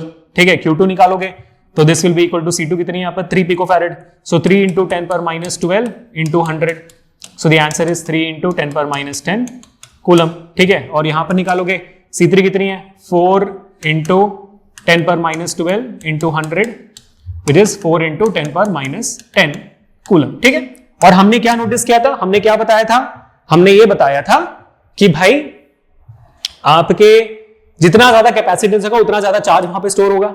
याद मैंने बताया था आपको, क्योंकि डायरेक्टली रिलेशन था, रेशियो डायरेक्टली बटेगा, है ना। तो आप देखोगे जहां पर कैपेसिटेंस 2 है वहां वोल्टेज 2 है, जहां पर कैपेसिटेंस 3 है वहां वोल्टेज 3 है, जहां पर वोल्टेज 4 है वहां कैपेसिटेंस भी 4 है। देख रहे हो आप, है ना, समझ रहे हो ना आप। चार्ज जहां पर आपका कैपेसिटेंस जहां 4 है वहां चार्ज भी 4 है, जहां कैपेसिटेंस 3 है चार्ज भी 3 है, जहां कैपेसिटेंस 2 है वहां चार्ज भी 2 है। तो यानी कि डायरेक्टली रिलेटेड है, यहां पर जितना ज्यादा बड़ा कैपेसिटेंस होगा उतना ही ज्यादा चार्ज वो स्टोर करेगा। ये हमारा कॉन्सेप्ट भी प्रूव होता है, और ऐसे ही कॉन्सेप्ट मैंने सीरीज में प्रूव किया था इसके एग्जांपल में। है ना, आपने देखा होगा वहां पर। ठीक है, चलो बढ़िया बच्चों, आगे बढ़ते हैं नेक्स्ट सवाल की तरफ। हाँ, अब जो इसके आगे सवाल होंगे खतरनाक होंगे, धीरे धीरे डिफिकल्टी लेवल बढ़ती जाएगी। अगर आपको मास्टर लेवल गॉड बन जाना है इस टॉपिक पे तो वीडियो को एंड तक देखते जाना। अगर आप पूछे सर इसके बाद और कितना वक्त लगेगा, मैं तो यूजुअली कहता हूं कि भाई वक्त इतना भी लगे कॉन्सेप्ट क्लियर हो जाए, लेकिन जितने सवाल में रखे हुए इसके हिसाब से मुझे लगता है कि भाई हमें वक्त लगना चाहिए इसके बाद 10 से 15 मिनट और to finish all the questions. ठीक है, so let's get it started. तो हमारे पास 3 कैपेसिटर है यहाँ पे। ठीक है, तो हमारे पास यहाँ पे 3 कैपेसिटर्स हैं of capacitance 3, 9 and 18 connected once in series and another time in parallel. तो एक बार इनको हमने सीरीज में कनेक्ट कर दिया। तो मान लीजिए कि भाई हमने पहले कैपेसिटर्स को सीरीज में कनेक्ट कर दिया, 1, 2 और 3 सीरीज में कनेक्ट कर दिया यहाँ पर। तो एक है आपका 3, दूसरा है आपका 9 और तीसरा है आपका 18, सीरीज में कनेक्ट कर दिया हमने। और उसके बाद फिर हमने उसको कनेक्ट कर दिया पैरेलल में। ठीक है, उसके बाद फिर हमने कनेक्ट कर लिया उसको पैरेलल में, 1, 2 और 3 में कनेक्ट कर दिया। तो ये 3 ये हो गया 9, ये हो गया 18। ठीक है, तो पहले हमने इनको सीरीज में कनेक्ट किया, फिर हमने इसको पैरेलल में कनेक्ट किया। आपको निकालना क्या है, आपको निकालना है the ratio of equivalent capacitance in the 2 cases CS upon CP will be. आपको सीरीज कैपेसिटेंस निकालनी है, पैरेलल कैपेसिटेंस निकालनी है, उसका रेशियो निकालना है। बहुत सिंपल सवाल है ना, मैंने सिंपल से शुरू किया भाई। तो सीरीज कनेक्शन में क्या करते हो, सीधे ऐड करते हो? नहीं, आप इसके इक्विवेलेंट निकालते हो। तो 1/C इक्विवेलेंट कितनी होगी, 1/C1 plus 1/C2 plus 1/C3। तो 1/C इक्विवेलेंट कितना होगा बेटा, 1/C इक्विवेलेंट होगा C1 कितनी है 3 और आपका C2 कितना है 9 और C3 कितनी है आपकी 18, है ना। 3, 9 और 18 आपका वैल्यू है यहाँ पर। निकालिए रेशियो, जवाब निकालिए भाई, आप तो शेयर हो इसमें। तो अगर रेसिप्रोकल निकालोगे तो 18 आएगा आपका LCM। ऊपर 3 6 बार जाती है, 9 2 बार जाता है, 18 1 बार जाता है। तो 1/C equivalent will be equal to 6 + 2 8, 8 + 1 9, 9/18 and 9/18 is 1/2। तो आपकी equivalent C equivalent in the parallel connection कितनी आ गई, सीरीज कनेक्शन कितनी आ गई है भाई, 2 आ गई है। तो जब आपको CS अपॉन CP करना है उसके लिए CS की वैल्यू आपको 2 आ चुकी है, 2 पिको माइक्रोफैरेड आ चुकी है जवाब। ठीक है, 2 माइक्रोफैरेड आपको आ चुका है। अब डिवाइड बाय CP निकालनी है पैरेलल कनेक्शन के लिए, 3, 9 + 18 तो आपको सीधा ऐड करना होता है। तो पैरेलल कनेक्शन में इक्विवेलेंट निकाल देते हैं, 3 + 9 + 18, सो 18 + 9 इज 27, 27 + 3 इज 30। आ गया भाई, स्ट्रेट डायरेक्ट एडिशन ना दो 30। So the answer is 1/15 microfarad cut जाएगा, रेशियो है। तो 1/15 1:15 15 यानी कि ऑप्शन ए आपका सही जवाब। समझ में आ गया? थोड़ी सी डिफिकल्टी बढ़ी? नहीं, बिल्कुल नहीं है। सीरीज निकालनी थी, पैरेलल निकालनी थी, डिवाइड करना था, डिफिकल्टी कहां बढ़ी, है ना। अब तो बढ़ेगी डिफिकल्टी, ये तो मजाक था, अब सीरियस होते हैं। अब हम जन्नत देखेंगे, जन्नत नसीब करेंगे अपने आप को। ठीक है, we are going to find out where heaven lies, जन्नत। देखो यहां पे बहुत प्यारा सवाल है, बहुत इजी भी है। ठीक है, देखकर समझ में आ जाएगा कि क्या कहानी है। The equivalent capacitance between points A and B in the figure given is. तो हमारा जो पहला टास्क होता है वो ये होता है कि भाई यहां पर कनेक्शन सीरीज है या पैरेलल। ठीक है, तो मैं आपको एक सिंपल ट्रिक बताता हूं। पहले ना 2 पॉइंट्स जो है जिसके अक्रॉस निकालना है वो फाइंड आउट करो। A और B के बीच में निकालना है, तो ये A है, ये B है। उसके बाद ना आप A के थ्रू करंट छोड़ दो, या तो A के थ्रू आप चार्ज को छोड़ दो। तो देखो क्या होता है, अगर मैं A के अक्रॉस चार्ज को या करंट को छोड़ दूं तो देखो जैसे चार्ज यहां पर पहुंचेगा क्या होगा, डिवाइड हो जाएगा। अच्छा हाँ सर सही कह रहे हो, चार्ज डिवाइड हो जाएगी। और चार्ज जैसे डिस्ट्रीब्यूट हो जाती है, डिवाइड हो जाती है, यानी कि ऊपर का जो पार्ट है वो नीचे के पार्ट से पैरेलल हो गया, है ना। हमने क्या पढ़ा हुआ है, चार्ज जहां पे डिस्ट्रीब्यूट होती है वो पैरेलल होता है, पढ़ा हुआ है ना। चार्ज जहां डिस्ट्रीब्यूट होती है, पीवी सिंधु, पैरेलल में voltage constant, charge distributed, series में करंट कांस्टेंट, वोल्टेज डिस्ट्रीब्यूटेड, पढ़ा हुआ है ना। तो चार्ज जहां डिस्ट्रीब्यूट हो गई वो पैरेलल, तो ऊपर का पार्ट नीचे से पैरेलल में है। और फिर अगर आप चार्ज यहां से जा रहे हैं, देखो यही सेम चार्ज इन दोनों से होते हुए गुजरेगा। मान लो चार्ज बढ़ जाता है Q1 और Q2 में, Q1 चार्ज इससे होते हुए गुजरेगा Q1, और फिर Q2 चार्ज यहां से होते हुए गुजरेगा, और दोनों कंबाइन होकर वापस B पे Q1 + Q2 Q बना देंगे, Q1 + Q2 Q बना देंगे। तो ये तो बहुत सिंपल सा सर्किट है ना। कभी कभी सर्किट भारी हो जाएगी, तब ऐसे याद रखना कि कैसे समझे कि सीरीज में कनेक्टेड है या पैरेलल में कनेक्टेड चीज है। ठीक है, टॉपिक हमारा कॉम्बिनेशन ऑफ रेजिस्टर्स है bro. Sorry combination of capacitors है, ऐसे सवाल तो आने ही है ना, ठीक है। और देखो पहली बार में ना कर पाओ तो मायूस ना हो, पहला बार है आपका, पहली बार तो हम सब गलती करते हैं, मैंने तो इतनी गलतियां की इसमें, है ना, जब मैं स्कूल में था, तो आप तो आराम से फोड़ दोगे, आपको मुझसे ज्यादा दिमाग है, जब मैं 11th में था 12th में था उससे ज्यादा दिमाग आपका अभी होगा फॉर श्योर, जनरेशन गैप कहते हैं इसे, ठीक है, एवोल्यूशन भी कहते हैं। सॉल्व करें फिर इसको, चलो आज सॉल्व करते हैं, ठीक है बेटा। तो देखो ऊपर का पार्ट सीरीज में है, तो अगर मैं इसको नाम दे दूं, ये 1 ये 2 ये 3 ये 4, तो 1 और 2 पहले सीरीज में है, 3 और 4 सीरीज में, पहले इनको सॉल्व कर लेते हैं, ठीक है। तो 1/C1 plus 1/C2 is equal to 1/C12, 1/C12 is equal to C1 कितना है भाई 1/3 और 1/6, तो यहां पर एलसीएम आ जाएगा 6, 2 1 3/6 1/2, तो रेसिप्रोकेट करेंगे तो C12 आपका बन जाता है 2 माइक्रो फैराड। वैसे 1/C3 plus 1/C4 is equal to 1/C34, अगर आप 1/C3 का वैल्यू डालते हो तो 1/C34 क्या होगा, C3 आपका है 2 और C4 आपका है, अच्छा दोनों 2 है, तो आपको पता है कि फाइनल वैल्यू क्या आनी चाहिए, है ना, पता है आपको, आधा आएगा उसका वैल्यू, तो C34 is equal to 1 micro farad, हमेशा आधा आएगा, यू नो दैट, मैंने बताया ना, जब भी सेम वैल्यू होगी तो उसका आधा जवाब है पैरेलल में, सीरीज में, ठीक है, 1 माइक्रो फैराड। तो अब इस सर्किट को दोबारा बनाना है आपको, ताकि चीजें थोड़ा और दिमाग में बैठ जाए। तो अगर मैं सर्किट दोबारा बनाता हूं तो पॉइंट ए यहां पर है, हाँ दोबारा तभी बनाना जब सीरीज पैरेलल का कॉम्बिनेशन आए, वरना फिर तो बाकी तो मेंटली आप कर लेते हो ना। कंफ्यूजन को दूर करने के लिए आपने दोबारा बनाया, ऊपर का आपने इक्विवेलेंट रेजिस्टेंस निकाल दिया 1 और 2 का, 2 माइक्रो फैराड आया, ठीक है, 2 माइक्रो फैराड आ गया। नीचे का आपने निकाल दिया वैल्यू, कितना आया आपके लिए भाई 1 माइक्रो फैराड, और फिर ये बी पे चला जाता है। अब ये दोनों क्या है, देखने में लग रहा है पैरेलल है, सीधा ऐड हो जाएगा। So your final answer would be capacitance across A B is equal to C12 plus C34, तो वैल्यू इज 2 + 1 3 माइक्रो फैराड। कहां भाई, ऑप्शन डी लो, ठीक है बेटा। कॉन्फिडेंस बढ़ाओ अपना, इन सारे सवालों में कॉन्फिडेंस बनाना बहुत जरूरी है। उसके बाद अभिषेक सर ना भी हो तो आप ऐसे सवालों कर लोगे आराम से, ठीक, कॉन्फिडेंस बढ़ाओ धीरे धीरे धीरे धीरे, और शायद इसी के थ्रू आपका वो रेजिस्टर्स का टच निकलेगा बाहर, छूट जाएगा, ठीक है। चलो भाई बहुत ही प्यारा सवाल दोबारा, और मैंने आपको ट्रिक जो सिखाई थी वो यहां पर अप्लाई करेंगे। क्या ट्रिक था, जिस पॉइंट्स के क्रॉस बताया गया उस पॉइंट्स के क्रॉस चार्ज छोड़ दो, फिर देखो क्या होता है, ठीक है। 4 capacitors are connected in a circuit as shown in the following figure. Calculate the effective capacitance between the points A and B.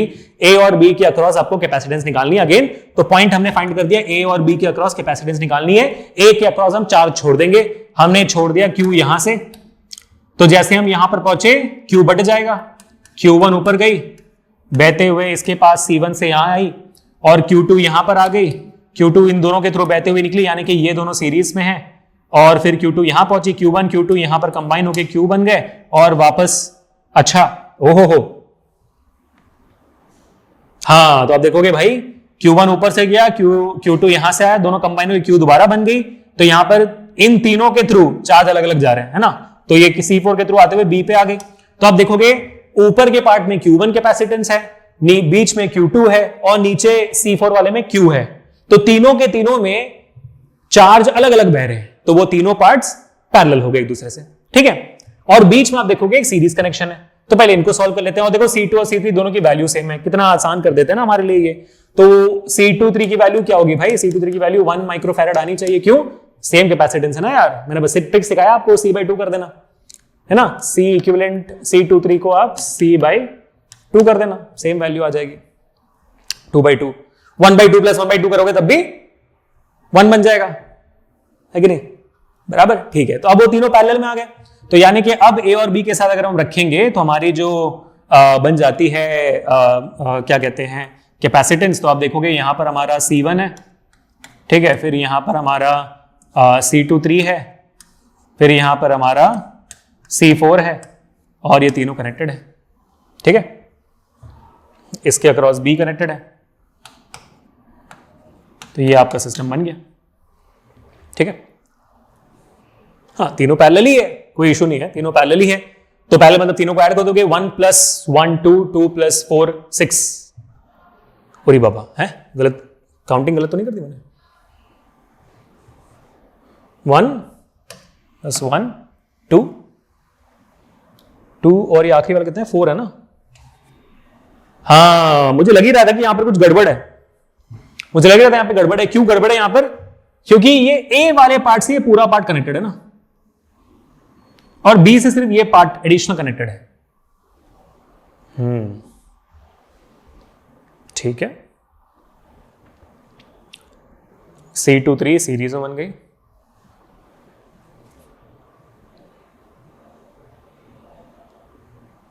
Parallel को सॉल्व किया। हाँ गाइस, यही तो खेल है। देखो ये दोनों पार्ट पैरेलल है ना? अब मैं इसको सॉल्व करूंगा, ठीक है? मैं इसको सॉल्व करूंगा। देखो ना, ये पूरा पार्ट एक दूसरे से पैरेलल है। देखो Q से पैरेलल नहीं है ये, देखो Q में देखो चार्ज जो है वो टोटल चार्ज वाली है, टोटल चार्ज वाली Q इससे बह रही है, तो इसका मतलब ये दोनों एक दूसरे से पैरेलल है। अब इसको सॉल्व करो, बताता हूं मैं, ठीक है? तो मैंने इसको सॉल्व किया था, कितना आया था भाई? इसको मैं दोबारा बनाता हूं, ठीक है? दोबारा बनाता हूं, अच्छे से मजा आएगा। देखो इसमें देखो बहुत बढ़िया है। ऊपर कितना है? C1 है 1 माइक्रोफैरेड का, ठीक है? और ये इस पार्ट को हमने सॉल्व कर दिया। ये हमारा C2 3 कितना है भाई? 1 माइक्रोफैरेड का हमने निकाल दिया, ठीक है?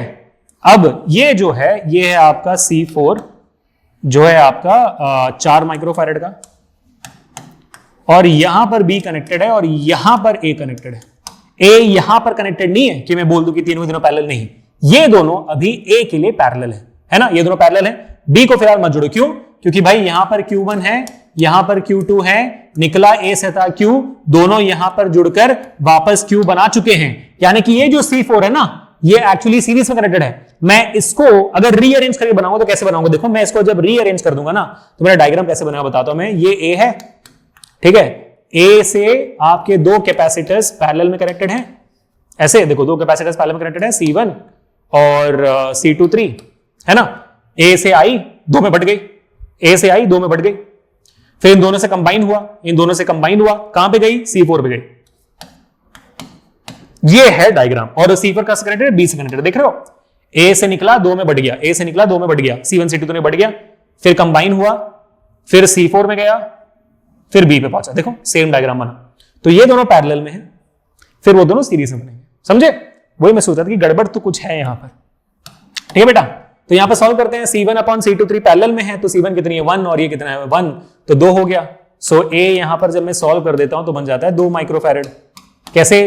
पैरेलल में सीधा ऐड करते हैं। C1 1 का है, C2 1 का है, तो 2 माइक्रोफैरेड बन गया। और ये आपका बच गया C4 जो है आपका 4 माइक्रोफैरेड का है, 4 माइक्रोफैरेड का है, जो एक दूसरे सीरीज में है। तो आप इसको सॉल्व करोगे तरीके से, 1/C equivalent is equal to 1/2 + 1/4, और यहां पर एलसीएम निकालोगे तो 4 रहेगा, ये 2 बार, ये 1 बार, तो 3/4 आएगा। So your C equivalent would be equal to 4/3, should be your answer. So 4/3 microfarad is the answer. देखा, इजी दिखने वाले सवाल कितना कंफ्यूज कर देते हैं। बड़ा आई होप आपको बात समझ में आ गई। मैंने डायग्राम दोबारा बनाकर दिखा दिया आपको, ठीक है ब्रो? प्रैक्टिस। नेक्स्ट करते हैं हमारे नेक्स्ट सवाल को, आ जाओ। अरे ये तो आप कर लोगे, मुझे लगता है, कि ये तो आप कर ही लोगे। This is going to be very easy. क्यों? क्लियरली ये अगर A से मैं चार्ज निकालूंगा, Q इसके थ्रू जाएगी, यहां बढ़ जाएगी, Q1 Q2 Q3 बढ़ गई, फिर यहां कंबाइन होगी दोबारा Q में, फिर ये Q से निकलेगी। तो ये और ये आपके पूरे सर्किट में सीरीज में। अब इसको जोड़ दोगे तो भी सीरीज में बन जाएगी। सो 2 2 2 पैरेलल में है, 2 2 2 पैरेलल में है, A1, ठीक है? 2 2 2 पैरेलल में, तो कंबाइन कर लोगे तो सीधा ऐड करोगे तो 6 बन जाएगी, और फिर यहां ये 1 से कनेक्टेड है, B बन गई। अब ये तीनों के तीनों सीरीज में है, तो बेसिकली 1/C इक्विवेलेंट क्या हो जाएगी भाई? 1/C इक्विवेलेंट क्या हो जाएगी? 1/1 + 1/6 + 1/1, simple. So 1 by equivalent will be equal to 6 + 1 + 6, answer is 13/6। Wow, कितना हो जाएगा जवाब? 13/6 वही है ना? 13/6, ठीक है? रेसिप्रोकेट करना पड़ेगा, तो C equivalent would be equal to 6/13। 13 कौन सा है जब आप 6/13 लो ऑप्शन बी। हो गया इजी, अब तो इजी हो गया आपके लिए, बराबर है। ठीक है, तो मैं प्रैक्टिस प्रॉब्लम्स दे रहा हूं, अब मैं आपको इतना प्रैक्टिस करवा दूंगा, फिर आपको जब मैं नीट का आपको करवाऊंगा ना पीवाई, आपको लगेगा हाँ सर इतना इजी। बताता हूं, देखो तो सही। हाँ जी, एक और प्रैक्टिस कर लेते हैं यहां पर। हाँ, ये बहुत अच्छा सवाल है, देखना। 4 capacitors of each of capacity 3 microfarad, तीनों के चारों जो कैपेसिटर्स हैं 3 माइक्रोफैरेड के हैं, 3 माइक्रोफैरेड के हैं। Are connected as shown in the adjoining figure. The ratio of equivalent capacitance between A and B and between A and C is A B का बीच में जो कैपेसिटेंस निकलेगा और AC के बीच में जो कैपेसिटेंस निकलेगा उनका रेशियो निकालना है। यानी कि capacitance across A B, capacitance across AC, इन दोनों का रेशियो निकालना है। ये कहा जिंदगी में यार, ये कहा हो रहा है। कैसे निकाले, दिमाग लगाएं थोड़ा। Capacitance across A B, capacitance across A B अगर हम देखें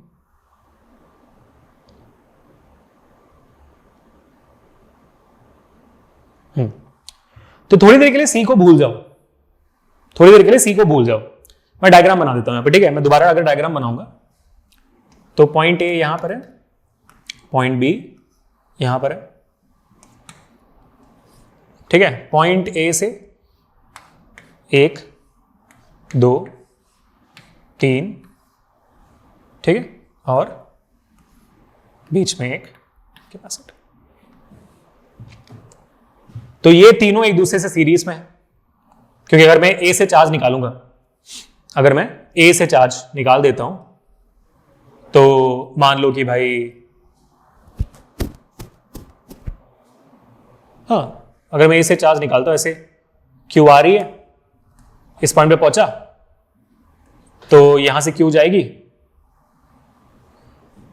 नहीं, हमें देखकर लग रहा है कि ये नहीं, अच्छा, इसको बनाने का एक और तरीका है। इसको अगर मैं दोबारा बनाऊं, सही तरीके से बना देता हूं ताकि आप लोगों को समझ में आए कि भाई चार्ज कहां पे बढ़ रहा है, ठीक है। देखो, पॉइंट ए है, ये ऐसे जोड़ने के बदले ना मैं सीधा ए से निकाल रहा हूं, ठीक है, एक ही बात है, ठीक है ना भाई। ये 3 है, एक ही बात है ना, ऐसे बनाऊंगा तो 3 है, 3 है बी, और ये रहा आपका फाइनल वाला 3, ठीक है।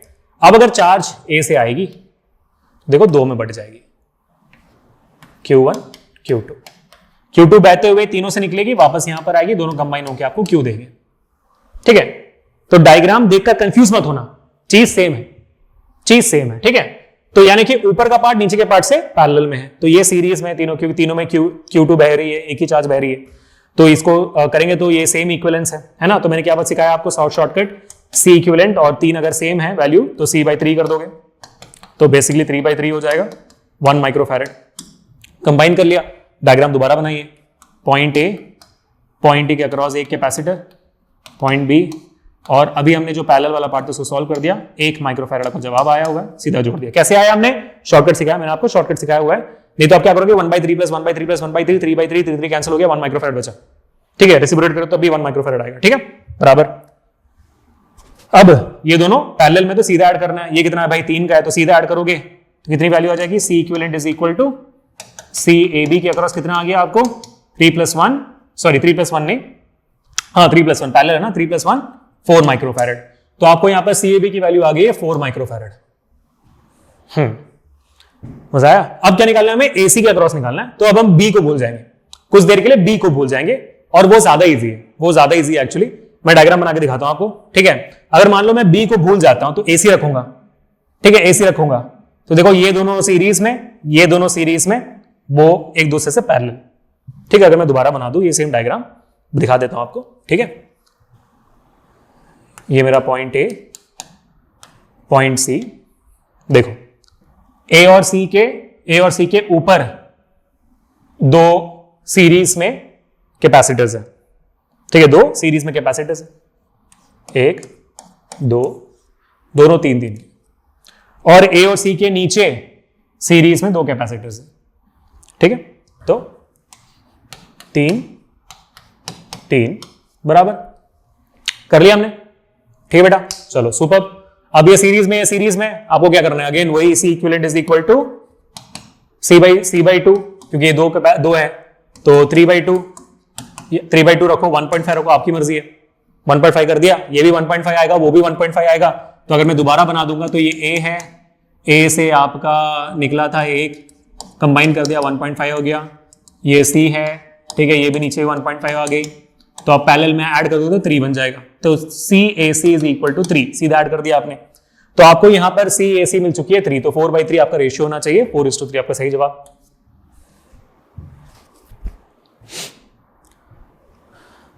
ये जो सवाल था बढ़िया था, क्योंकि ये इमेजिनेशन से खेलता है।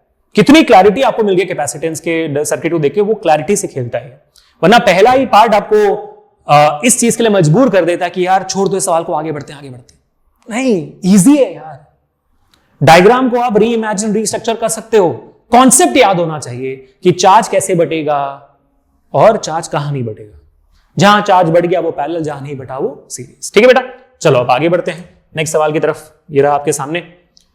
हाँ जी, ये तो भाई नीट 2023 का सवाल। अब देख के नहीं लग रहा ये क्या है, ये तो इससे हार्ड तो आपने कर दिया सर। मैंने क्या बोला था, ये दोनों पैरेलल में ऐड करो 6, और ये दोनों सीरीज में 3 और ये 6, 3 सीरीज में हो गया। 1/3 + 1/6 है ना, LCM 6, तो ये 2 बार, ये 1 बार, 3/6, 1/2 रेसिप्रोकेट 2। भाई मेरा आज का इस वीडियो का पर्पस पूरा हो गया। वो ये था कि मैं आपको इतने हार्ड सवाल करवा दूं। मैंने इजी से शुरुआत की थी, प्रैक्टिस में इजी से शुरुआत की और इतने हार्ड सवाल करवा दिए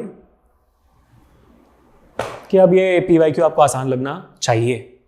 और लगा बच्चों अगर, तो please make sure to hit the like button, share this video and subscribe to the channel यार, है ना। और अगर आपको ऐसे ही अमेजिंग सवाल और प्रैक्टिस करने हैं तो इससे भी कहीं हजारों सवाल आपके पास पहुंच जाएंगे हमारे तत्व बुक के थ्रू। तत्व बुक का लिंक बेटा लिंक डिस्क्रिप्शन में है। और मैं हर बार कहता हूं कि तत्व बुक में होता क्या है, amazing topic by topic explanation होती है। और अगर टॉपिक पढ़कर समझ ना आए, ट्रिक्स टिप्स स्ट्रैटेजीज कुछ समझ ना आए देखकर, तो भाई हर एक पेज के कॉर्नर में उस पेज पे जो टॉपिक है उससे रिलेटेड एक QR कोड होती है। उस QR कोड को स्कैन करोगे तो उसकी वीडियो खुल जाती है। तो यानी कि ये जो टेक्स्ट बुक है इसमें सिर्फ टेक्स्ट नहीं, वीडियो भी है। ये वीडियो टेक्स्ट बुक है, ठीक है, ऑडियो भी है। ये वीडियो ऑडियो टेक्स्ट बुक है। मतलब ये एक अमेजिंग फाड़ो टेक्स्ट बुक है जहां पर हजारों मिल जाते हैं आपको वीडियो एक्सप्लेनेशंस में। चलो वो कर लिया, मजा आ गया। अब प्रैक्टिस करनी है टॉपिक बाय टॉपिक। 10 से 15 सवाल आपके होंगे basic objective questions exercise number 1 में। यानी कि हर चैप्टर में आपके पास होंगे 150 से ज्यादा सवाल। वो भी प्रैक्टिस कर ली। फिर प्रैक्टिस करने के बाद आता है आपका PYQs, जहां पर सिर्फ और सिर्फ नीट के PYQs नहीं, जेई के PYQs, topic by topic, NEET के PYQs, और इस देश में जितने भी एंट्रेंस टेस्ट है जेई और नीट लेवल के, वो सारे एंट्रेंस टेस्ट के आपके PYQs पिछले 20 साल के। और एक्सरसाइज नंबर 3 अचीवर्स सेक्शन। जैसे भाई इतने हार्ड सवाल कर लो कि सब इजी लगे, तो वो वाला सेक्शन है जहां पर अगेन 100-150 सवाल सबका आंसर की एंड में दिया जाएगा। उसके साथ भी QR कोड होगी जहां पर सॉल्यूशन आप देख सकोगे। इतनी बेहतरीन किताब है ना यार। और 11th और 12th का मिलाकर आपको मिलता है मेरे ख्याल से 3777 पे, ठीक है। उसमें मेरा कूपन कोड लग जाता है, तो 3399 पे आ जाती है। आपको सिर्फ 12th का खरीदना है तो ये 1699 के आसपास आ जाएगी, ठीक है। जैसे वेबसाइट पे क्लिक करते हो तो वहां पर ऊपर ऑप्शन में लिंक पे क्लिक करते हो तो वेबसाइट खुलती है। ऊपर ऑप्शन में नीट लिखा होता है तो नीट पे क्लिक करके तत्व पे क्लिक कर दोगे आप, तो सारे वैरायटीज आपको दिखा देगी। इंग्लिश पढ़ना तो आता है तो वेबसाइट सर्फ कर ही लोगे, ठीक है। चलो बच्चों बस इतना ही आज के लिए। होपिंग कि आप लोगों ने फोड़ा है आज। Thank you so much for watching this video. और हाँ, टेलीग्राम चैनल का लिंक, सबका लिंक डिस्क्रिप्शन में चेकआउट कर लेना जरूर। हमने सब कुछ प्रैक्टिस कर लिया आज। Everything is done for today. Thank you so much for watching this video till the and. Let's end this session with बल्ले बल्ले। कमेंट सेक्शन में अपना बल्ले बल्ले जरूर बोलकर जाना। और अगर इस सेशन जो भी डाउट हो तो मुझे पूछ कर जाना। कैसा लगा सेशन जरूर बता कर जाना। मिलते हैं नेक्स्ट सेशन में। This Abhishek signing off.